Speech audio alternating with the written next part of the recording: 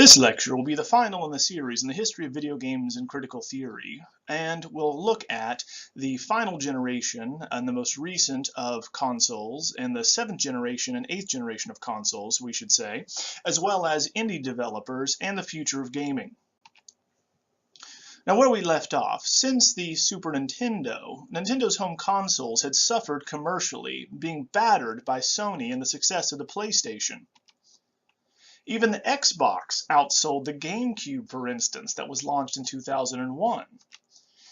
Yamauchi, the president of Nintendo, stepped down, and at this time the new president, Satoru Iwata, by the way, the only president of Nintendo who had a background in game design, felt that the previous strategy was doomed to failure. So they decided to stop competing at the bleeding edge of technology and instead come up with something new. Thus, we enter the 7th generation of home consoles, beginning with Nintendo's new Wii. Now, during the N64 and GameCube eras, Nintendo had maintained profitability through successful handhelds, from the Game Boy up through the DS series. With the release of the DS in 2004, we have a new audience that Nintendo found called the Touch generation. And these were players, importantly, who wouldn't consider traditional gaming, as we've been discussing over the course of this class, but instead found a lifestyle software very attractive, games such as Brain Training that we noted. Building on what they had discovered with the Touch generation, Iwata briefed the shareholders on the next great home console for Nintendo, stating, "What's important isn't next-generation technology, i.e. what Xbox and PlayStation were doing, but instead next-generation experiences." They would codename this new project Revolution, and Iwata would instruct his head software division, led by Ginyo Takeda, to consider the nature of the hardware itself. Sony and Microsoft considered or now focused on delivering more power, whereas Nintendo put as their priority the reduction of power consumption to make their machine as small and unobtrusive as possible. It was designed around an improved, smaller version of the GameCube CPU, with an emphasis given to durability and noise control. Thus, the difference now would be the interface, how you interacted with and engaged with this new home console. The team began experimenting with motion controls since the GameCube had come out. Now, this would be the defining aspect of the Revolution's design. Regular controllers, they found, were intimidating to non-gamers, the large hunks of plastic with buttons everywhere that they didn't know how they functioned. Therefore, the new controller, above all, had to be simple. So what did they do? Well, we find that Iwata believed that the universal experience to all people familiar with electronics would be a television. So they started with a television remote, thinking that even the most anti or non-gamer audience member would be familiar with that. So regular controllers are now going to be replaced with this new approach. They wanted to find a new way to interface with gaming. So teams under Miyamoto and Takeda worked for 6 months to design this new controller. Their inspiration, finally came when they started using an imaging sensor, which can be found on any video camera, to track 2 light sources placed near the TV. They discovered that it would feed its position to the console 200 times a second. And because it had to be pointed at the light sources, it was held vertically like a TV remote. Now, they added cheap accelerometers and a tiny speaker, which allowed the controller to detect the tilting of the game controller, and it would also produce additional sound effects. Therefore, the first video game controller here is now going to be called a remote, the first time in history. While Nintendo's controller team was toiling away for 6 months coming up with a new way to interface with the games, we find that Iwata assembled 25 of Nintendo's top talents into the console functions team. Now, they were charged with making the experience of using the console fun, but more importantly, surprising. The console would be online like the competitors of Nintendo, such as the Xbox and the PlayStation, but the competitors focused on multiplayer shooters, and this was not Nintendo's niche market. Takeda came up with the idea of something new every day, that is, a home menu filled with weather reports, news tickers, a photo channel, and a fun arena. He got the idea while one of the team members had been walking past an electronics store with rows of TVs in the window.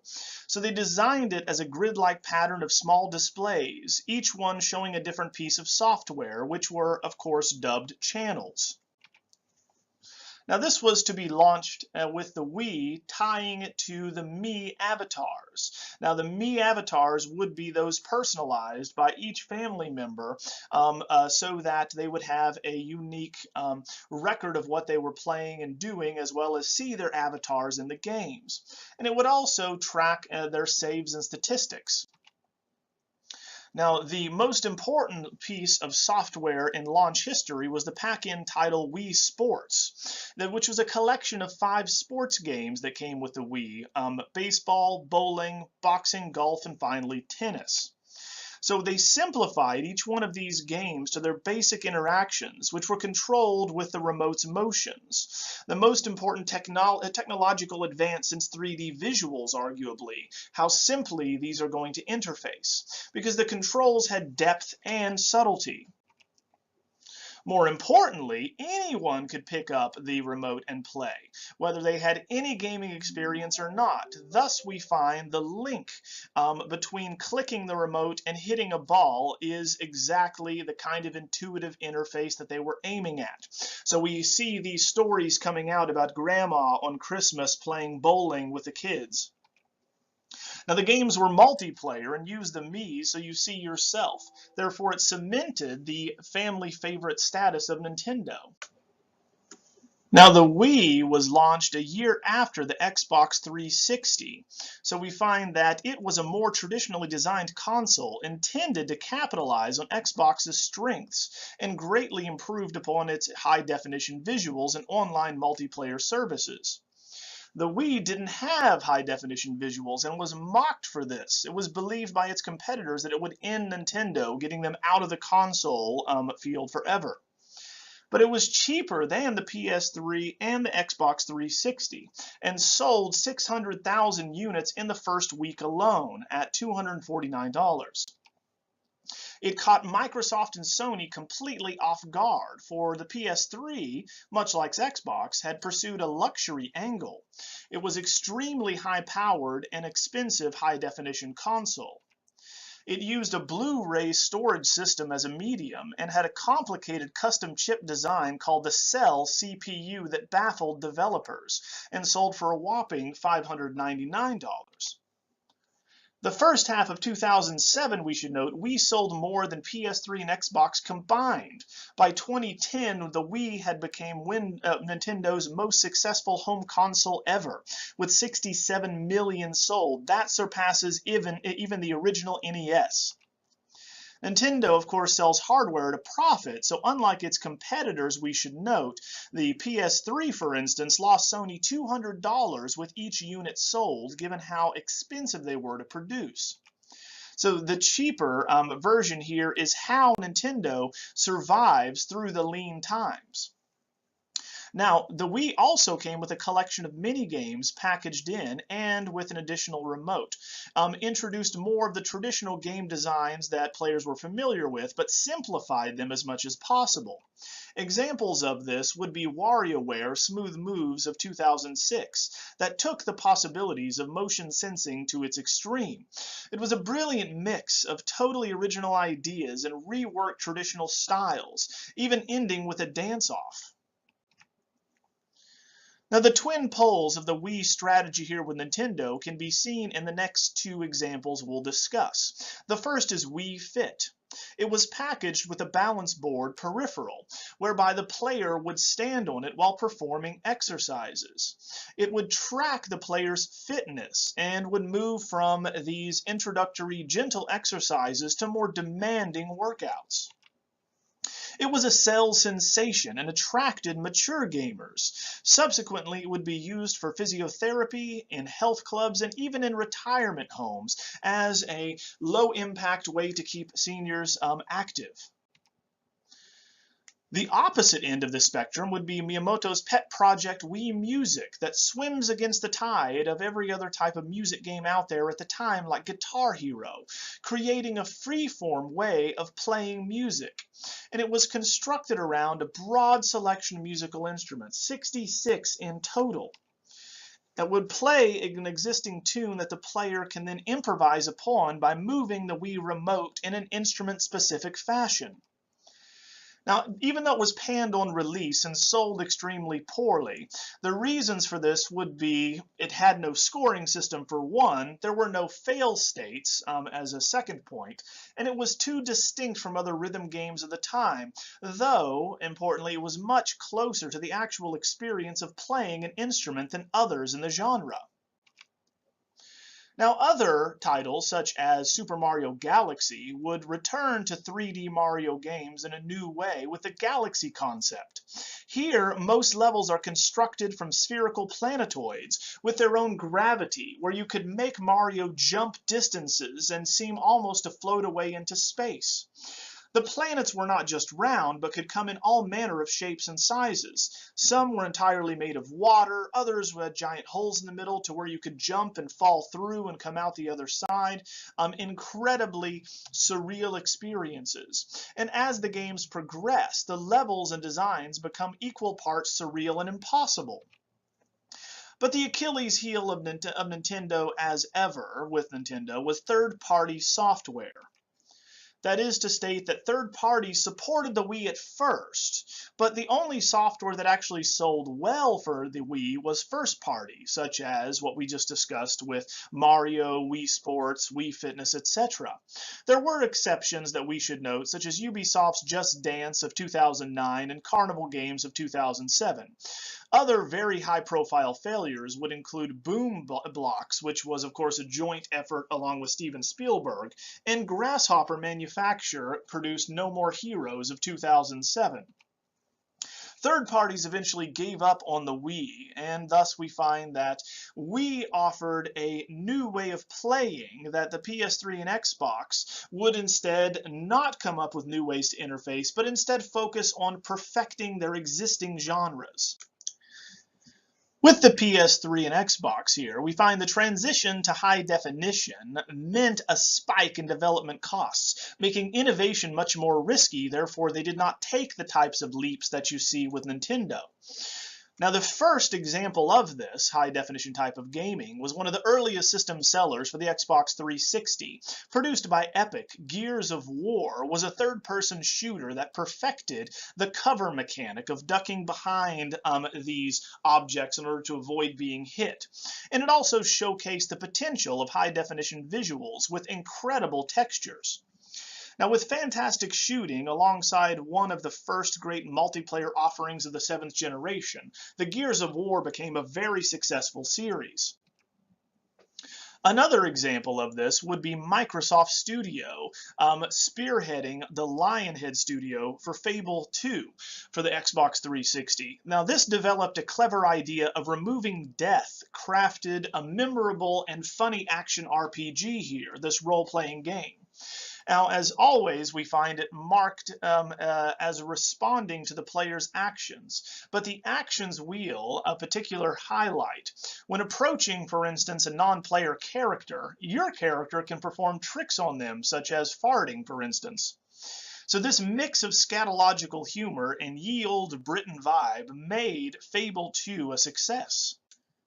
At the same time, Bungie, who had developed Halo, continued their flagship series with Halo 3, offering excellent single-player campaign action alongside a truly comprehensive suite of multiplayer options and additional features. For instance, players could now record playthroughs and construct their own layouts atop pre-existing levels, taking screenshots and sharing everything online, capitalizing on the online component and access of the Xbox 360.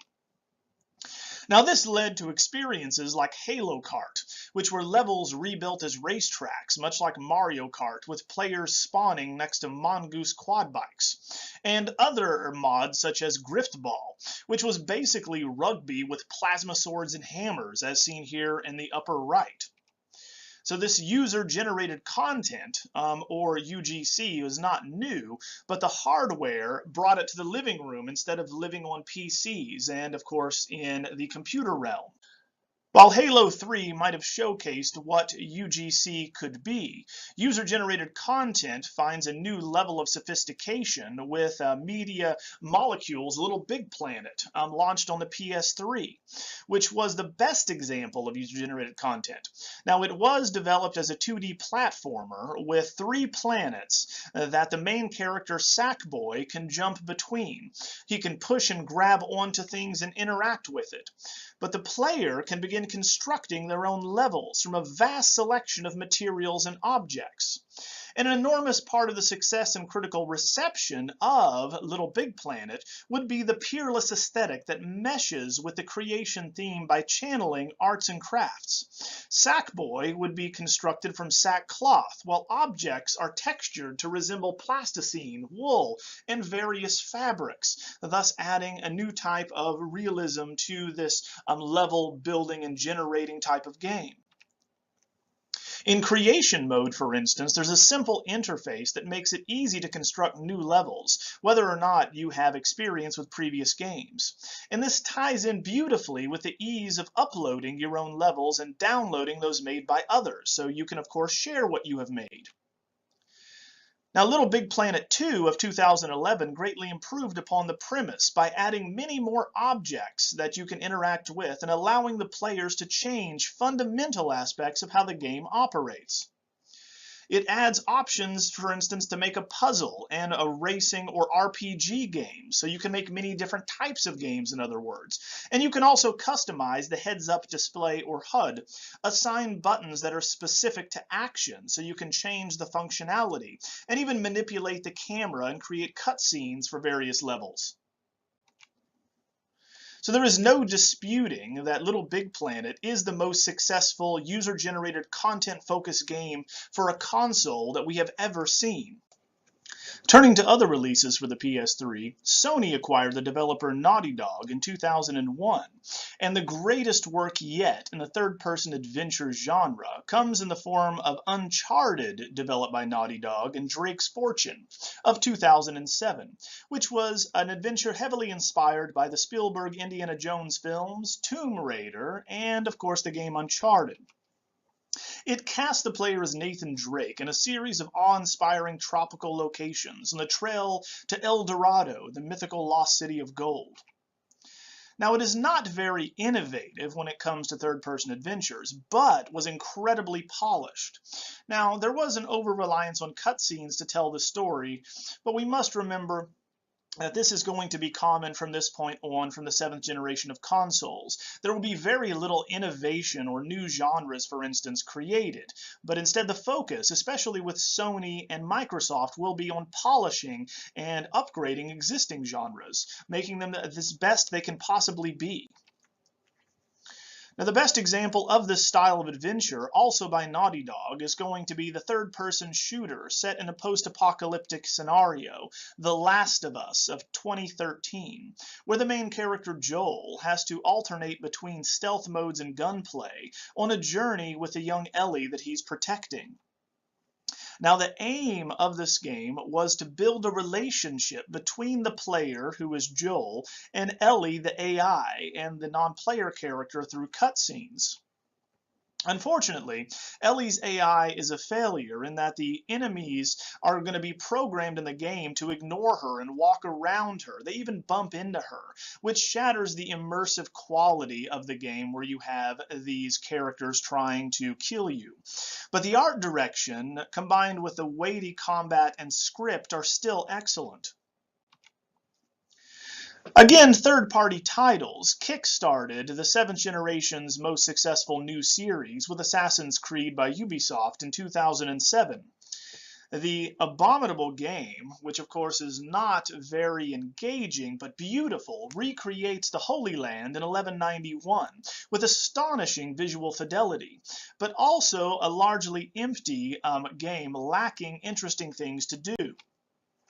This was greatly improved upon by changing the setting to Renaissance Italy and introducing the roguish character Ezio as the main character in 2009. Here we find a world filled with treasures to find and a greatly improved combat mechanic, and also used famous Renaissance figures such as Leonardo da Vinci, Niccolo Machiavelli, and Rodrigo Borgia as the characters in an entertaining ahistorical narrative. Obviously, the game is going to be visually accurate when it comes to the architecture that the team is going to recreate painstakingly, but the use of the historical figures is suspect. Along with Assassin's Creed having a reliable series of sequels, so too did Call of Duty have an annual new installment that improved upon the last year after year. One of the best examples of this, the historically themed first-person shooter Modern Warfare of 2007, was going to be blazing into the modern day with a new level of sophistication in camera technology and beautiful controls. The shock factor of the game is undeniable. For instance, the first scene casts you as a Middle Eastern president that you can only really turn his head as rebels are going to take you into a square, stick a gun in your face, and pull the trigger. And now there's also an excellent sniper mission as an example set in Chernobyl in Modern Warfare, and a cinematic eye for set pieces that has been imitated relentlessly thereafter. So we find that Call of Duty remains a successful series because it builds upon these very successful mechanics. Now, the enormous success is also thanks to its multiplayer function, which features a wide range of modes and brilliant leveling system that allows players to customize the multiplayer characters over time, unlocking new weapons and perks along the way. Now, on the strength of this title alone, it turned into an annual juggernaut, the most commercially successful AAA game, that is, the games with the highest development budgets, to this very day. We now turn to Irrational Games' BioShock, the greatest setting for a video game produced thus far, which is going to be set in Rapture, a city at the bottom of the ocean, created by uber-capitalist Andrew Ryan as an escape from the petty moralities of surface dwellers.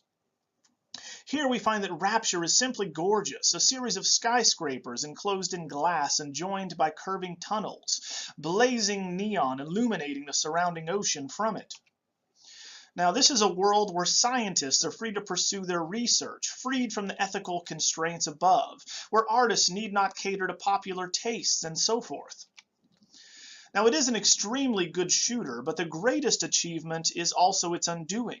It questions the nature of player control and our understanding of acceptance of narrative conventions.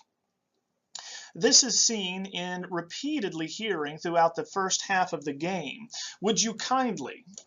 This goes unnoticed at first, but as you move through the guided sections of the game by an unknown benefactor Atlas, and while you're hounded by Ryan, you start to hear them more and more. You meet Ryan halfway through the game, and he explains in a sequence of extraordinary power, and the only cutscene in the game, what it is about. "Would you kindly," we find out, is a conditioning mechanism, and we discover that you were one of the experiments in Rapture, and Ryan's secret love child, spirited away and raised to act normally until those words are used. And this is the center of his philosophy: a man chooses, but a slave obeys. He then demonstrates this in a series of commands prefaced by "would you kindly?" For instance, "would you kindly sit? Would you kindly stand? Would you kindly run?" Now, these are all actions performed by a player in a first-person shooter, and you are powerless to watch as each one of these commands are followed. The final instruction is "would you kindly kill?" Therefore, you begin hitting Ryan uncontrollably. He pulls the screen towards his bloodied face and screams, "Obey." As his corpse drops to the floor, so does your illusion of agency. You are not in control. This underlines that what all players ever do in a first-person shooter is follow commands. Follow the command of your SAS commander. Follow the commands of on-screen text. You're prompted where to go, what to do.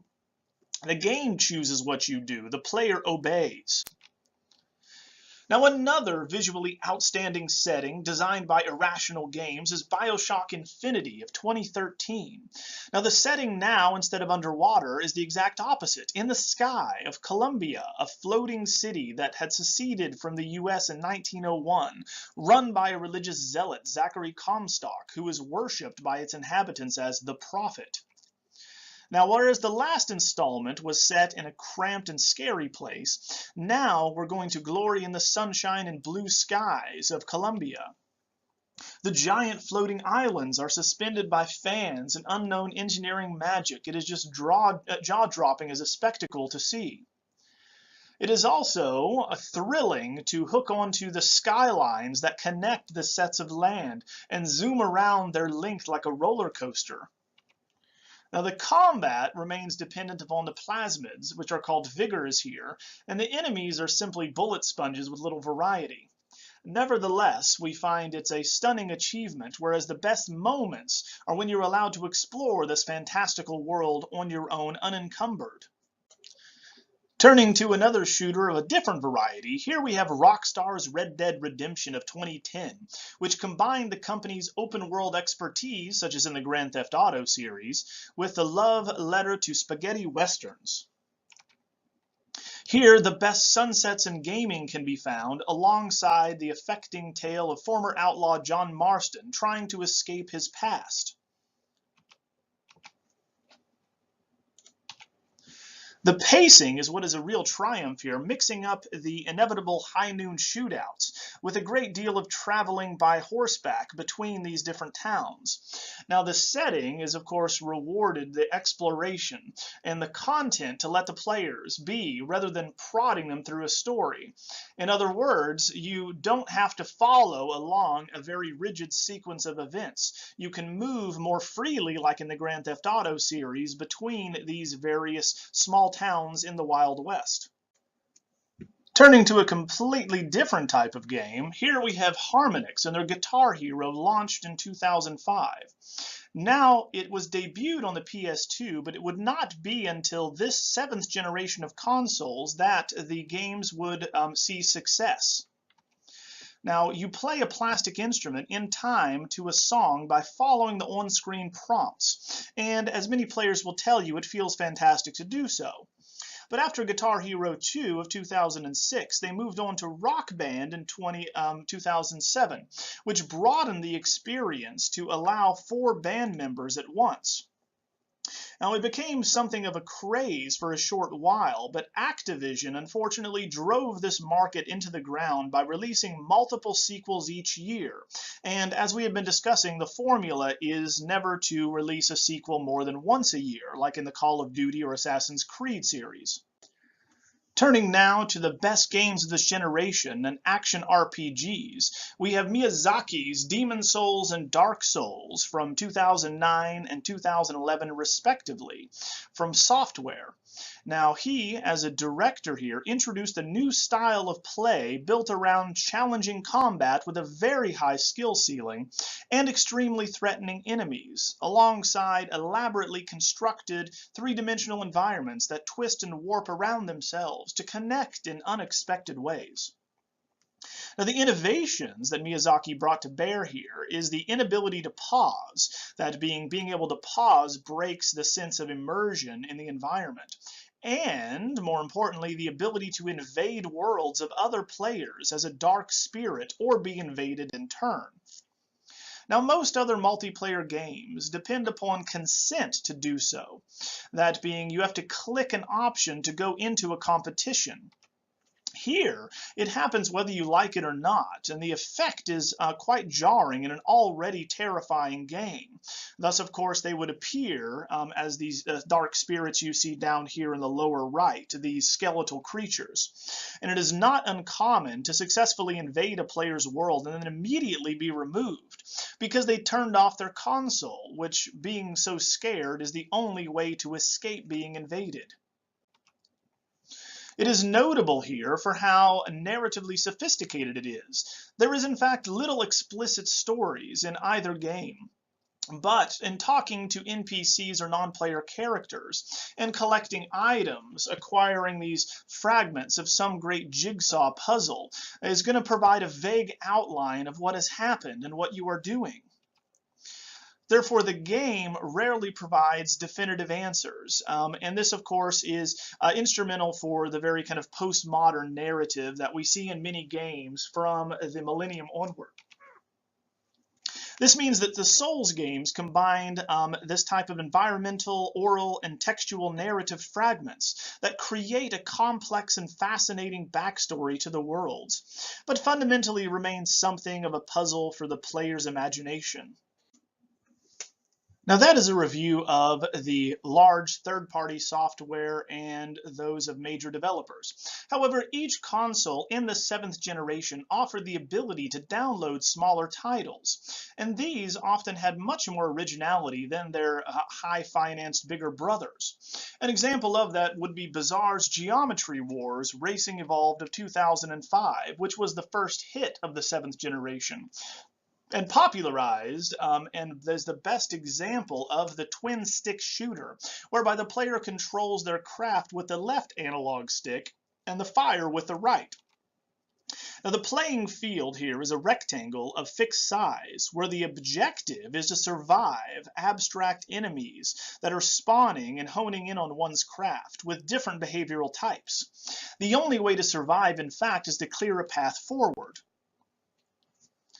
Now, the distribution method, whereby you could download directly from your console, allowed small teams and even individuals to reach home console audiences. An example of this would be Jonathan Blow's Braid of 2008.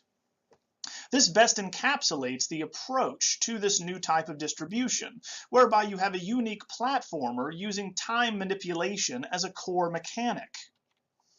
Now, the twin themes seen here are of obsession and regret, thus relating perhaps to the Manhattan Project, which seems to be much of the game may take place inside the lead character Tim's muddled brain. So once again, is he going to be a scientist remorseful for his part in the creation of the atomic bomb? Or another metaphor here? Is it about breaking up with an ex-girlfriend? It remains ambiguous. Now, at the end of the 7th generation, a quick recap will tell us how successful each one was. The Wii sold 101 million units, whereby the PS3 and 360 sold 80 million units each. Now, whereas the Wii ceased production in 2013, the other two continued into 2015 and 2016, respectively. Therefore, consoles here had an uncommon longevity, and this is due to the fact that there were constant software updates and it was delivered online, so you could continually make what was there better without having to buy new hardware. Now, it's also because video games were becoming increasingly sophisticated and getting much better, and serving a larger and larger audience. While games are becoming increasingly sophisticated, we have different companies that are founded to meet the growing demand as third-party providers, developers for such games. One of the most successful and influential is Valve. Now, the Valve Corporation is going to be founded by Gabe Newell and Mike Harrington in 1996, and it was founded to make Half-Life. They created at the same time a distribution service called Steam, which was unmatchable with its lineup of top-class titles, and of course is going to be in front of PC gaming especially. Now, this grew from the company's frustration with patching its games repeatedly, finding that players would have to find out about the patch, go to the correct site to download it, and then run it. When this happened, they saw a drop-off significantly each time. And so with the bugs needing to be fixed since 2003, they decided to find another way to automatically update games.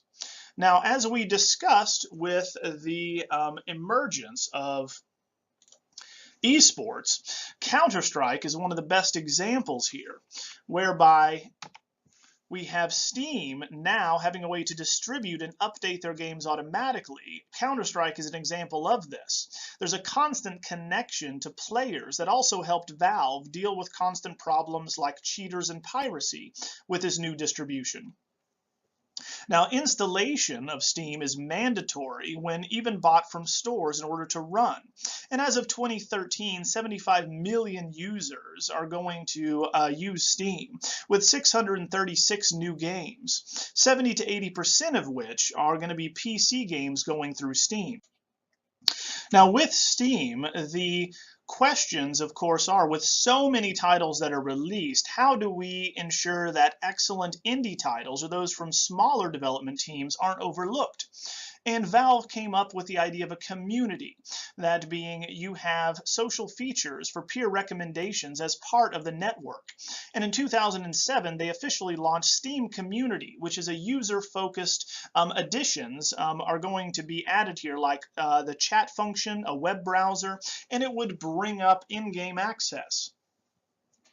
Now, there are no job titles, importantly, at Valve. This is significant. The developers are also free to move from project to project, and more than half of the employees come from the community. So, for instance, the team for Portal, a game we'll discuss here shortly, was hired after a student demo was brought to Valve.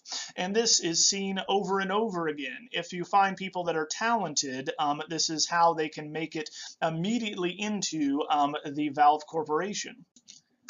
The result of this new type of gathering of information, data-driven game design and development is going to be Half-Life 2 of 2004, which moved beyond the original in every regard, whereby now we have a world where characters are more believable, the environments, in fact, tell half of the story, and the overall tone is much darker. The player is put again in the shoes of Gordon Freeman and is moved now out of Black Mesa to this dystopian vision in City 17. Now, this seems like an Eastern European city with armed checkpoints and fences around the tenements and is much more dissonant. The Combine, that being the enemy organization again in the game, has fascistic technology that frames every site without ever obscuring what the place once was.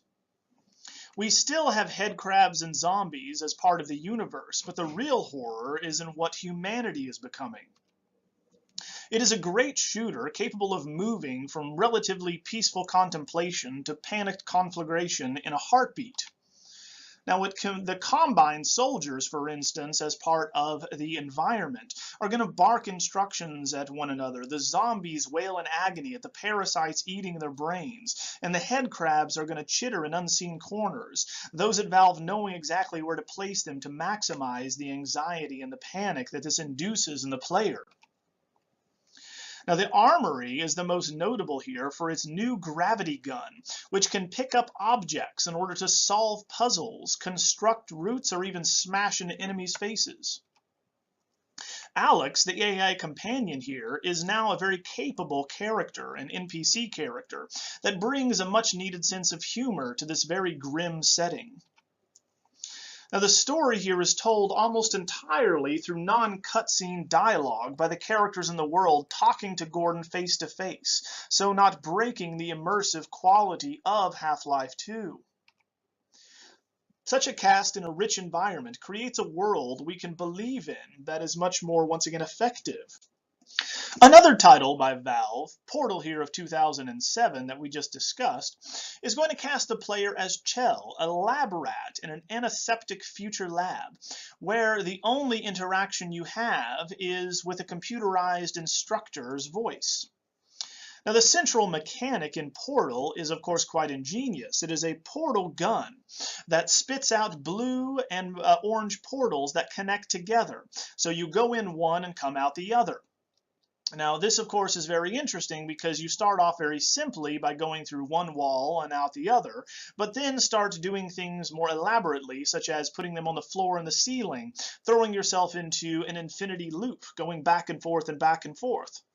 So it is fun to toy with the physics of it, but the puzzles Valve manages to craft are outstanding and guide the player from these basic links from one place to the next to these brain-twisting solutions, such as how to get to these impossible scenarios by putting these portals in different areas as you jump up and up and up. Now, the computerized voice made it special here in Portal, the lab controlling GLaDOS. As you progress, you become more and more clear that GLaDOS is demented and that you in fact are not the first test subject by far. We come across again and again scattered hints of previous testers as we move through. So Valve, always being driven by data, saw that this game was very popular to play with friends, and so they created a sprawling comedy co-op game because they understood the brilliant central mechanic. It was even better when played with someone else. Portal 2 of 2011 expands this lab to an overgrown complex, and of course it's designed to be fun to play together, to see the mishaps that can occur when putting a portal on one side and slamming into a wall at 100 miles per hour. Of course there are no restarts from dying, so they understood it should be fun, so you are not punished to go back to an earlier level when you die, so you want to experiment and play with what can happen.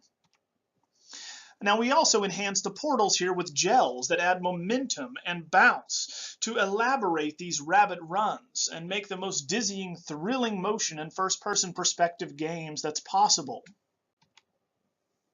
The other end of the spectrum of Valve comes in the very popular Left 4 Dead series, which is an intense 4-player shooter set in a zombie apocalypse. Now, each one of the Left 4 Dead, the original and Left 4 Dead 2, have 4 levels with subsequent new free updates that come out periodically.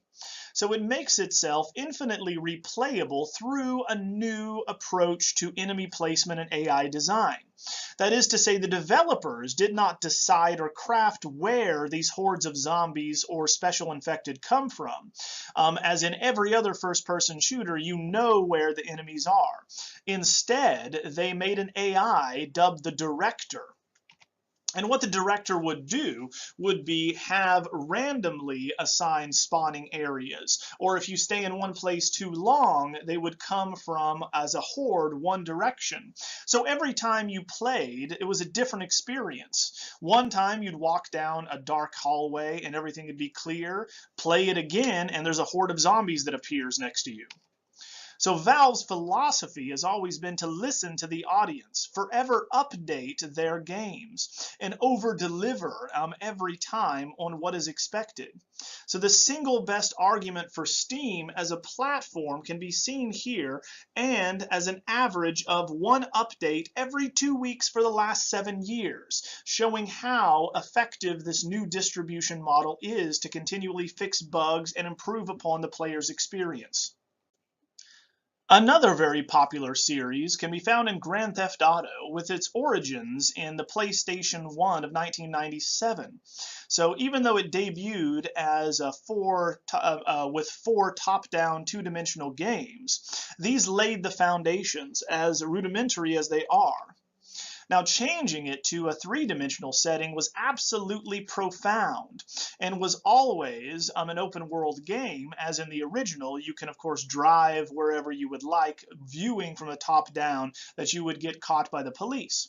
But giving it a 3rd dimension was the most important part of the equation to make Grand Theft Auto a success. So it would be Grand Theft Auto 3 for PlayStation 2, launched in 2001, that would create a new type of gaming experience, with a heaving city in 3 dimensions, where you could drive from one side of the map to the other. We have bustling sidewalks, busy roads, and familiar landmarks in Liberty City, roughly New York City if you look at the familiar landmarks. Now, the astonishing technical achievement is very, very important here. It's a visual marvel. The city feels alive. You overhear arguments as you pass by people. You witness car crashes and bump into walls as you're too distracted looking at everything happening. Now, the structure and the story is told through cutscenes with better acting than most TV shows at the time. But the missions are not the point. That's not what makes the game so enjoyable. The attraction was that you could get in a car, any car that you see, and simply drive wherever and whenever you wanted and see what you could see. The selection of radio stations playing classic songs string together this pop culture that's impossible to disentangle from the tapestry of this virtual world, and gives it an irresistible edge of realism. It created an illusion of freedom that only the successors to GTA managed to recreate, a place where you're the lead actor and the next scene was whatever you wished it to be. Following this, we have a very different type of game, an approach to the game, with Grand Theft Auto Vice City of 2002, which is one of the most impressive development feats in the modern era, as it transplanted the game from New York to Miami in the 1980s, whereby you have pastel suits and neon lights. Now, it is actually a period parody piece inspired by a Miami Vice and the coke-fueled excesses of that era and the blaze of techno tunes and palm trees. Now, in casting Ray Liotta as the main character, Tommy Vercetti, we have a permanent mafia tinge to it, but the tone is going to proliferate excess, with the speedboats, fast cars, beautiful women, and crime being identical to fun. Vice City was followed up with another turn to San Andreas of 2004, whereas in the previous two installations they were set in cities. Now you have an entire state, basically of California, set in the early 1990s and themed loosely around Los Angeles. Now we trade organized crime for gangs and disco tunes for rap music, and introduced a light role-playing game element to the series, whereby, for instance, the lead character CJ's body will gradually change based on player behavior. So if you eat fast food and drive everywhere, he gains weight, whereas if you eat salad and run everywhere, he becomes thin and muscular. The sheer scale of the game is going to be immense, and there is, of course, an immense amount of things to do. There are more vehicles than ever. You can, of course, drive cars, buses, bikes, boats, planes, helicopters, motorcycles, trains, and even tanks can be stolen. Now, there are more side jobs here than ever. You can drive an ambulance or a cab. You can be a firefighter or a delivery man. You can burgle houses or become a pimp, and even steal a police car and take down crooks as a vigilante. CJ, importantly, has more interaction with the environment, as he can now swim and climb walls. So there's more negotiable aspects of the environment, with elements now introduced like stealth even being incorporated. There is nothing like it, of course, in that you get in a vehicle and just drive for hours. It is so big as far as the map is concerned that it feels impossible to see everything. Therefore, we find here the best expression of the GTA series and the free roaming design that made it successful. Now, here in San Andreas, we have another aspect of video game culture that should be addressed. They added originally the ability to have sex with other characters in a mini game called Hot Coffee that was removed for obvious reasons from the final product. However, enterprising hackers discovered it with the remaining code and released it as a patch that could be downloaded on every platform. Now, this was a major controversy that led to the game being temporarily withdrawn from sale and re-rated by the ratings board ESRB. Here, the series of lawsuits also followed against Rockstar and its publisher, Take-Two Interactive, and there was even a federal investigation. So importantly, this reflects American cultural attitudes, that being we can have the most gratuitous violence in video games, and it is generally considered acceptable, as in movie and television. But sex between consenting adults is crossing a particular line, a very interesting point to be made here. Now, turning to GTA 4 for the PS3, launched in 2008, we have a more stunning technical achievement than ever because it incorporated euphoria physics, where the characters in the world react in a bespoke way to every collision and interaction. If you push someone down the stairs, it looks different every time based on the mechanics of their body. Now here we return to Liberty City and increase the graphical fidelity, a place here of unparalleled detail and atmosphere. There is more tonality when it comes to darkness than previous games, and comes visually closer to realism. It concentrates on the character of an Eastern European immigrant, Niko Bellic, trying to start afresh and being dragged into the underworld again. And this adds up to a markedly more mature atmosphere than the previous titles. Additionally, there is more of an incredible soundscape with many more ambient noises everywhere included, such as pedestrians, honking cars, and so on. Almost every mechanical aspect of the game has been improved. It has vastly superior car handling and a tweaked combat system with a range of textures that means you never see the same thing twice. Still, you can jack any car that you see, drive off piers, and even crash a helicopter into the Statue of Liberty if you so choose. Also, this is the first time where you can play with friends with a wide range of multiplayer modes. And it is, of course, most compelling being in a world with someone that you know, certainly making car crashes all the more exciting, or riding a helicopter to the top of the world and jumping out.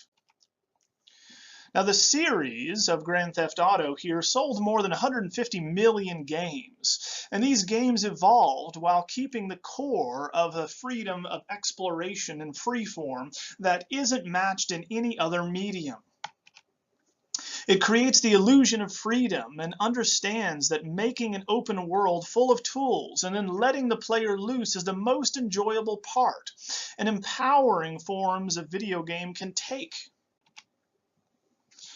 Turning now to indie developers, there was a flourishing of independent development with the omnipresence of the internet at this time that harkens back to the earliest days of home computers, where anyone was able to program could become a developer, hence where we get the term bedroom coder. Now here we have GameMaker, whereby Dutch computer scientist Mark Overmars will release a program called Animo that became GameMaker in 1999. And it used to create a two-dimensional animation easily for anyone. And thanks to the powerful built-in scripting language, became this tool to help anyone build 2D games with a drag and drop interface, and once again, its own simplified coding language. This allowed people with no coding experience whatsoever to create these functional games. Dundee's Yo-Yo Games in 2007 partnered with Overmars for GameMaker, and once again transformed it into an incredibly powerful tool capable of constructing nearly any type of game, incorporating image editing software and a marketplace where the artists and programmers can even sell their work directly to developers. There are countless success stories with GameMaker. Perhaps the finest game created using the tool is Spelunky by Derek Yu of 2009, re-released in, once again, the HD version later. It is a 2D platformer that constructs a world on roguelike principles. And it is, of course, surprising to explore this area. Now, GameMaker is the most fully featured tool for developers, but there are others, importantly, that exist today. Chris Klimas's Twine of 2009 is an open source tool enabling easy creation of complex multiple choice text adventures. This allows the creation of entire games with these new tools and rapid prototyping. Now, there's even an RPG niche creator maker for the genre as well. So there are different types of often free software out there that will allow you to create this as game engines. Now, the greatest indie success story ever, arguably, is Marcus Persson's Minecraft of 2009. This Swedish developer, known by the handle Notch, was a compulsive game player, as are most successful game developers and designers. Now, the game Minecraft was inspired by Dwarf Fortress of 2006, as well as Zachary Barth's Infinity Miner of 2009. Which was a world constructed from large cubes where players could mine through them, discovering materials and treasure to construct new objects. Now, the prototype here was built quickly for Minecraft by Pearson, and he charged half price to anyone who purchased it in the beta version to keep himself motivated to complete it. The idea was that early purchasers would get all future updates free of charge. What he wasn't expecting, though, was the snowball of activity and interest that followed. Now, the core idea in Minecraft is creation, where a world is procedurally generated as the player explores it, beginning with basic tools used to mine blocks and then gain materials, and eventually constructing other objects. It is a first-person experience with highly stylized visuals that occasionally verge on abstraction, but allows a huge draw distance. Now, it has two important aspects that made it a success. Number one, it can be played cooperatively. Number two, and very importantly, it can be modified by its users. It is easy to play from the start and has a large audience demonstrating this in small children. Here we have the ability of crafting a system that offers considerable depth and scales up as players become more familiar with its world. This is a universe where cooperation is almost mandatory if you want to create something truly impressive as a structure or embark on a very tough adventure. It is also aesthetically beautiful. When combined with the game's day and night cycle, we see the changes of style of light. And it is often noted that there's nothing like completing a massive structure cooperatively and then seeing the sun set on it in Minecraft. Now, the game's openness to mods is what turned it into a craze, particularly for young children. Because it is inexpensive, a one-time purchase is manageable for young children, but provides then infinite extendability. You can, of course, play it and modify it in so many different ways. The available mods are too numerous to cover here, but range from simple thematic reworkings like Tropicraft, which turns the entire area in Minecraft into a tropical island, to very complex additions like Mo Creatures. Now, we find that Minecraft became so popular and so big that Pearson sold it to Microsoft for $2.5 billion. We find merchandising, television shows, and so forth become more and more popular. As we have seen with large companies like Valve and independent developers producing games like Minecraft, that the skills of developers are more important than the ability to squeeze a game into a limited amount of memory, as we started in the 1970s and 80s. The future of gaming is not going to be about the representational side of video games, that being textures, realism, etc., but instead about the submerged qualities, particularly the effectiveness of artificial intelligence or AI and the psychology of playing. Now, in the foreseeable future, the big three console manufacturers will still be Microsoft, Nintendo, and Sony, though we can see many others entering this arena. It is a very specialized and high-risk category of development. And now we can see the 8th generation of consoles that are coming out.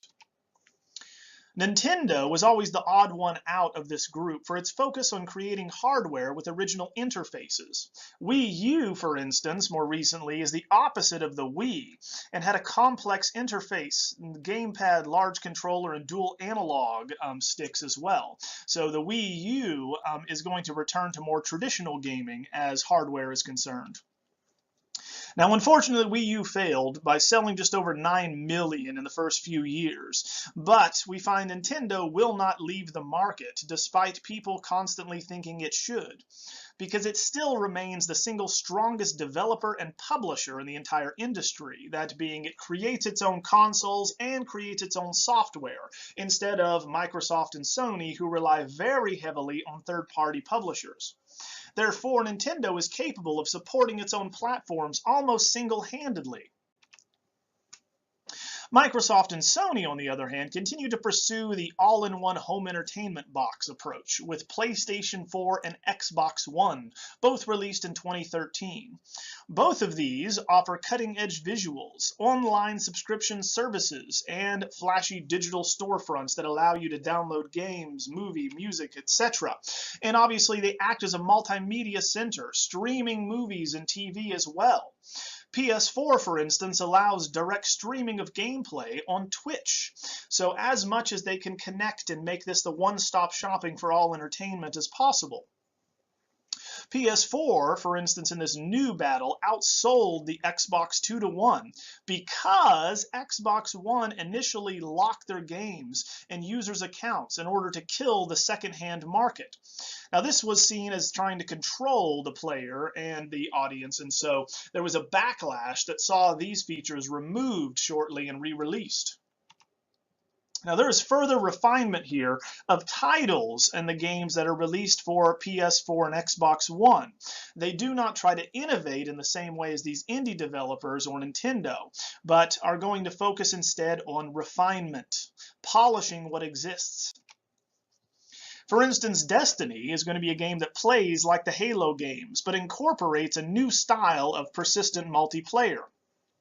While exploring and battling, for instance, in a huge environment, other players will simply appear with no loading screens or breaks in the action. And of course, this allows for brief team-ups on missions, and then they can go back to another area or go to another team.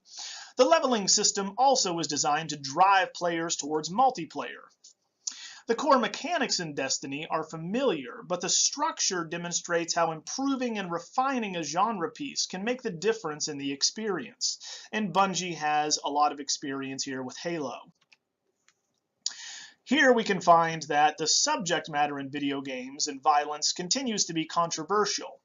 In Metal Gear Solid Ground Zeroes of 2014, for instance, and the latest modern warfare games, we have subjects such as prison camps of Guantanamo Bay and Abu Ghraib, whereby we're calling attention to the atrocities and, once again, the cruelties carried out by the modern industrial military complex.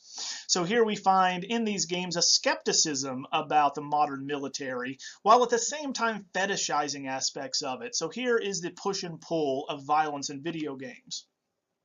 Again, the same issue exists with Call of Duty and its series, which is very popular among teenagers. And remember, the games have different rating systems from 15 to 18 years of age. Now, these games offer near-perfect recreations of weapons that have very specific recoils. They have specialists on hand that are going to partner with different gun manufacturing companies to ensure that they have an exact replica of the guns that exist.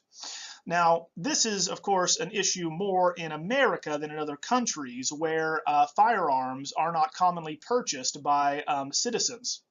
But in the US, gun ownership being so prevalent, we find there's an intersection of fantasy violence and real hardware available to people who play the games that many find uncomfortable. Therefore, there's always a political edge to many of these shooters. Now, one of the biggest problems facing developers in the future is the drive towards high-definition visuals, because the increasing resolutions are going to also lead to more expensive costs. So as visuals improve, we find the production values are going to shoot up and costs will spiral. There is no easy solution in sight for the situation we find ourselves in here.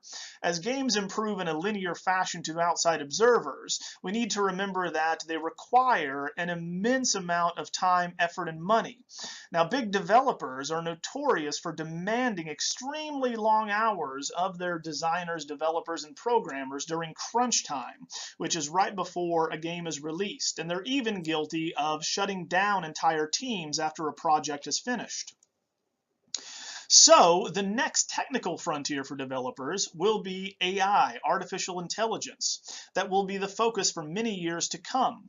Now, there are many varieties of AI and thus many challenges presented to them, such as enemy combatants that need to fight in a realistic manner versus companion AIs and NPCs or non-player characters that the player interacts with. So non-player characters also give texture to a world and need to be believable. Remember, the game Last of Us was a whole game about building a relationship with an AI, with a non-player character. Now, how the AI responds to the player's input is what the problem is, where it resides, because players are unpredictable. What they do needs to be immediately understood and responded to by an AI. Therefore, solutions are going to lie in greater ranges of feedback that machines will have. The hardware to which developers have access to will need to become more sophisticated.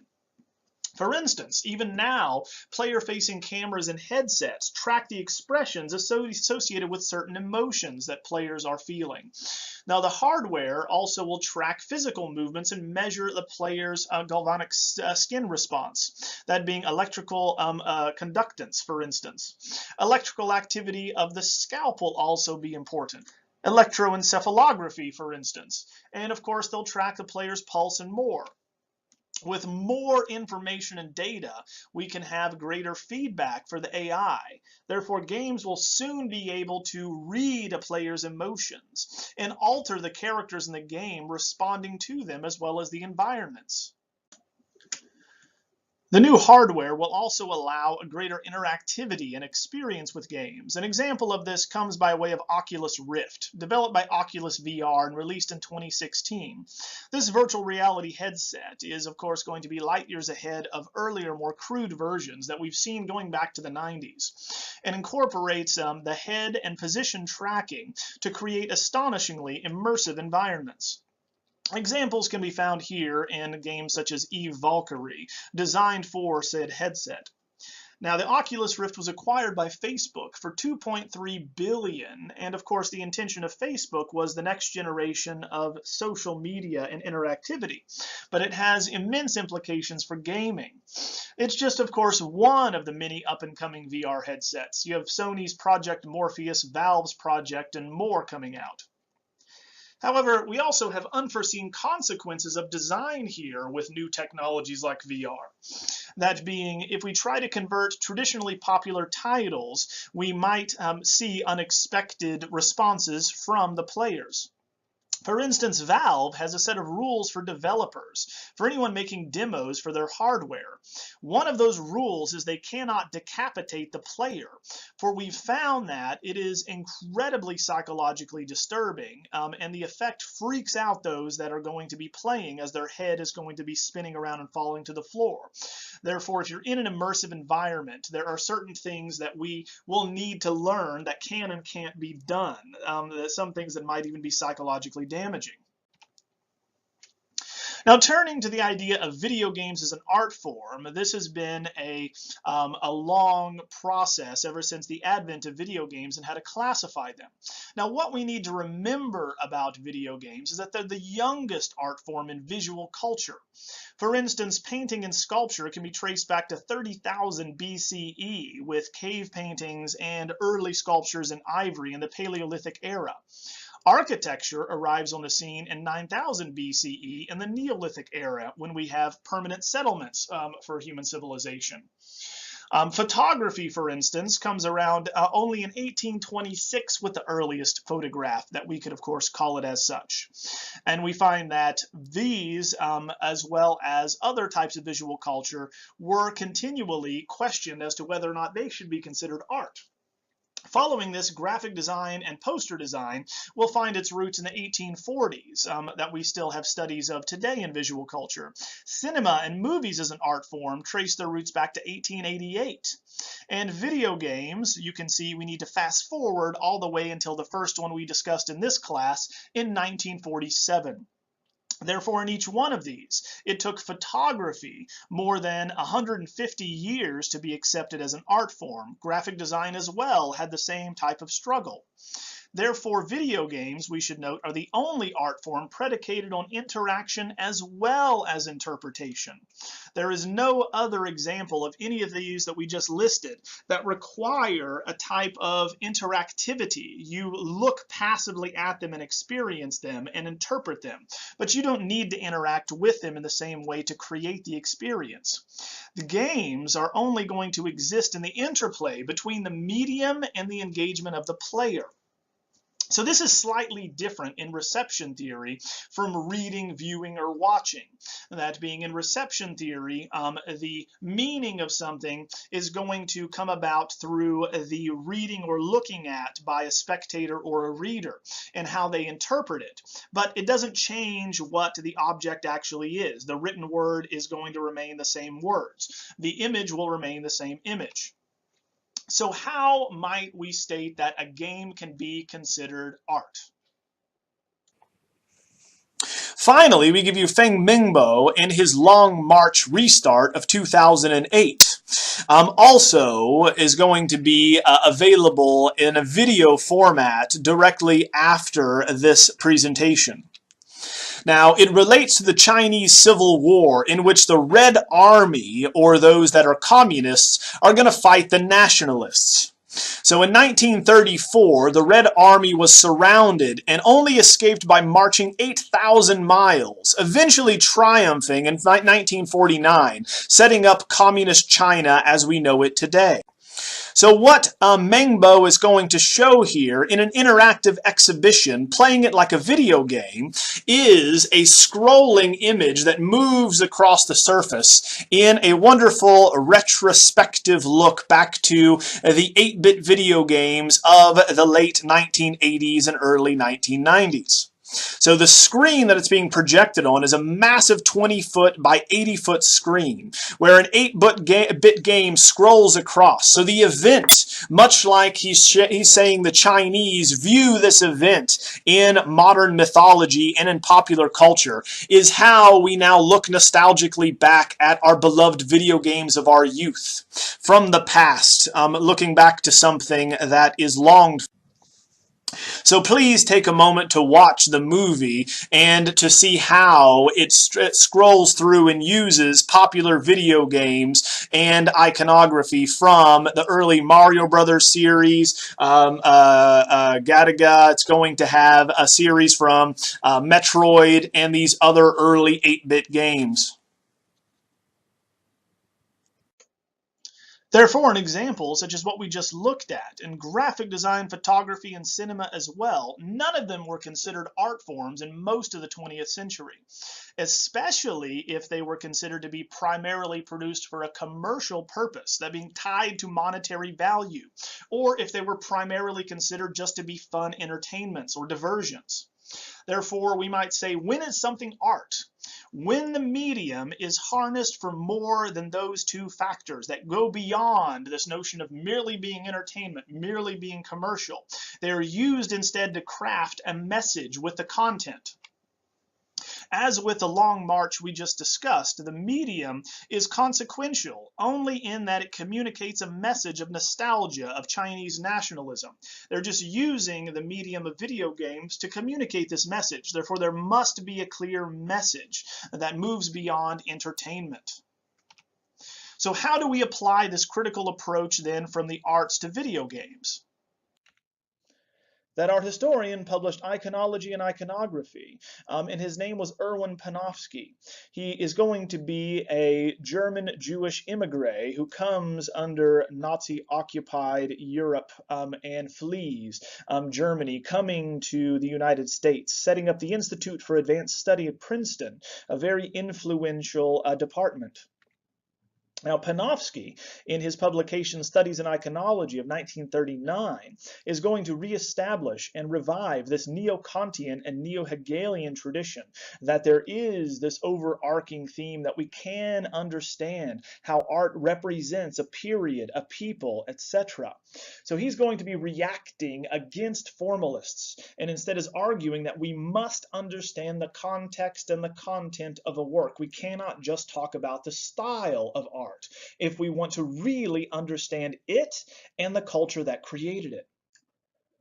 The system of interpretation set up by Panofsky is still used today by most art historians and institutions around the world. To illustrate his system of interpretation of iconography, or image writing, literally icon, image, graphos, the Greek word for writing, he says, imagine a man walking down the street who tips his hat. Now, in order to interpret this visual image in action, there are many layers of meaning that we must peel away. and understand piece by piece. He states these are the primary or natural, then we must then move on to the secondary or conventional, and finally onto the intrinsic, where we have a descending deeper meaning each time. The primary or natural level is subdivided into two different facets, the factual and expressional. In this, the first thing we do is understand an event as an arrangement of shapes and colors in motion. So these are the formal elements. We must, of course, read this as a man walking towards us. Once we recognize a friend is walking towards us, we move on to the next phase. Thus, we move from a pre-iconographic interpretation to an iconographic one. Hence, we're only concerned with the formal elements at first because we need to know what it is we are talking about and looking at before we can move on and interpret it. The secondary or conventional level of interpretation is going to be the time at which we recognize this is a man who's greeting us with his hat aloft. Hence, we need to know what that means. Thus, we move on to the iconographic stage, where this would be in art where we would recognize a subject as a Last Supper, a crucifixion, a Romulus and Remus, right? Any of these recognizable themes that are being communicated here, or the basic symbolism in those themes. Finally, we move on to the third, the intrinsic or iconological level, which is where we find intrinsic meaning is going to be embedded and revealed. So to understand this level and what a man tipping his hat would mean to us at the time, we need to know what we're doing, what we're referencing. And in fact, we're reenacting a gesture from the Middle Ages where knights in armor would remove their helmets to signify their peaceful intentions. Hence, we need to understand the place in the cultural cosmos. And this is, of course, the deepest level of meaning and interpretation that Panofsky gives us. This reveals, as did the Zeitgeist of Wolf-Lien, the basic attitude of a nation, period, class, religion, or philosophy. We can understand what these people were thinking and what they believed in by carefully analyzing their works in this tripartite system that Panofsky provides us.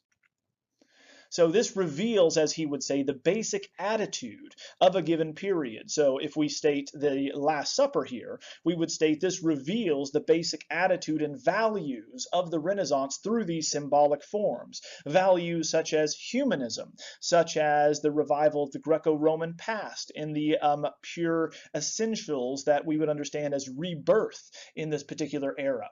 The understanding and belief in mathematics as an organizing principle of the cosmos and understanding the universe. And we can go on, as the qualities of the Renaissance are innumerable here. So for Panofsky, this is his Weltanschauung, his world view. And the Weltanschauung is going to, literally world view, is going to show us that these values show us a broad intellectual and artistic culture, much like the Zeitgeist of Wolf-Lien or the Geist of Hegel. So we are able to see what the culture cares about, how they viewed the world. This is different from Riegel's Kunstwollen because art does not control itself here and impose its will. This is going to be how people viewed the world at the time, right? So art is merely a symptom of how these people thought. Using this type of Panofskyan analysis, we might think of approaching any game that we've talked about in this class in three ways. One, what is it? The primary level of interpretation. What is the subject? What is the genre? Is it a first-person shooter? Is it an RPG? Is it a horror survival game? Secondly, what is the secondary interpretation or level? Who was the developer or designer? How did Kojima affect the message in Metal Gear, an anti-war theme, or themes of regret and loss that we've discussed? What about the style? Is it realistic? Is it stylized as far as how the game is presented? And what are the mechanics? What is the rule or the structure? Is it puzzle building? Is it relationship building? Is it, once again, time loops or paradoxes? And finally, the third level of interpretation is the intrinsic level. What is the significance, especially in video games? Is it the first to introduce an innovation, or is it a reaction to the cultural environment surrounding it, such as with presenting controversial subjects, so anti-war themes, themes of violence or sex, or once again, these questioning of the role of guns in society? Therefore, the greatest games serve both as playgrounds and as mirrors for society and the individual. They are both idle distractions and life-consuming alternate worlds. In the end, we should state that video games are now an indelible part of popular and visual culture, just as cinema, photography, graphic and web design, and the traditional fine arts. Therefore, now you should prepare by reviewing the final exam study guide, and good luck on the final.